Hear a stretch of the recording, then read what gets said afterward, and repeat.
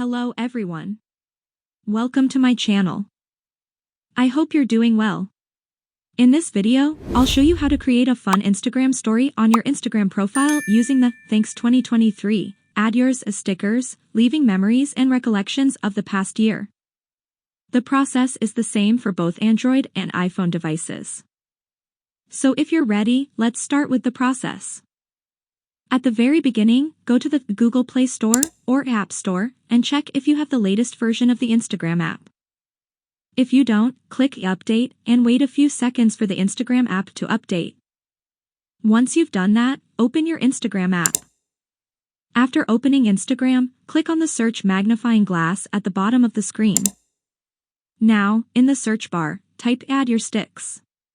Find the profile with the name Add Yours IG and click on it. Once you've done that, enter the highlighted post named January 2024 and simply go through it until you see Thanks 2023, then click on the Add Yours option. Now, you can take a photo or video using the camera or upload from your gallery if you prefer. After you've done that, you can share the story with your friends or family. That's it for this video. If you enjoyed the video, press like, share the video, and subscribe to the channel.